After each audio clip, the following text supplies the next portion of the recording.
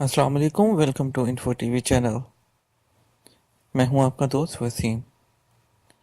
दोस्तों, जैसा कि आप सब जानते हैं कि सऊदी अरेबिया एक बहुत ही खूबसूरत मुल्क है, जहां पर जब बंदा एक दफ़ा आता है तो यहां से जाने को दिल नहीं करता। एक तो ये सरजमीन पाक है, हमारे नबी सल्लल्लाहु अलैहि वसल्लम की सरजमीन है, अल्लाह ताला का घर है यहाँ।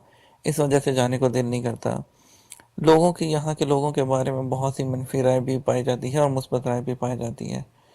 आज की जो वीडियो है वो एक ऐसे ही इंसान के बारे में है, यहाँ का बहुत ही एक नरम दिल इंसान के बारे में है। जैसा कि आप जो वीडियो अभी मैं आपके साथ शेयर करूँगा, आप देखिएगा उस वीडियो में कि कितना खूबसूरत इंसान है, इतना नेक दिल है कि वो अपनी तरफ से लोगों को जो है, जो लोग टैक्सी के पैसे पे नहीं कर पा रहे, वो उनको उनके पैसे अपनी तरफ से पे कर रहा है। और इन लोगों में इंसानियत बहुत खूबसूरत है। कभी अगर आप यहाँ रमज़ान में आएँ और देखें तो यहाँ पे बहुत खूबसूरत मंज़र होता है। हज के मौक़े पर बहुत खूबसूरत मंज़र होता है। ऐसा ही एक मंज़र आपको भी दिखाने लगे हैं, इनकी फ़राख़ दिली का, आप भी देखिएगा और जो है इस खूबसूरत मुल्क को, यहाँ के खूबसूरत लोगों को जो है ज़रूर दाद दीजिएगा। आइए चलिए वीडियो देखते हैं।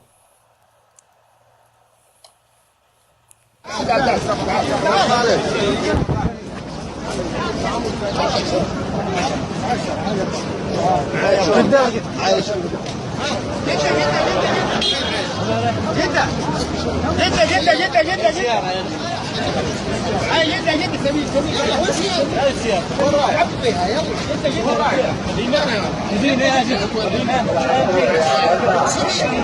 ايوه مدينة مدينة مدينة اعرف بالك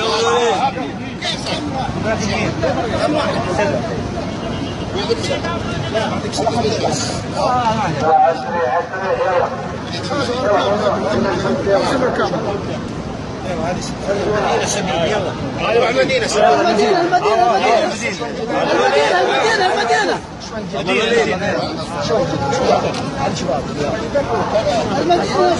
هذا الاستاذ خالد البلطان كل الليموزينات هنا الان بيحاسبها ويركب الناس بلاش على جده، على المدينه، على مكه، على اي مكان.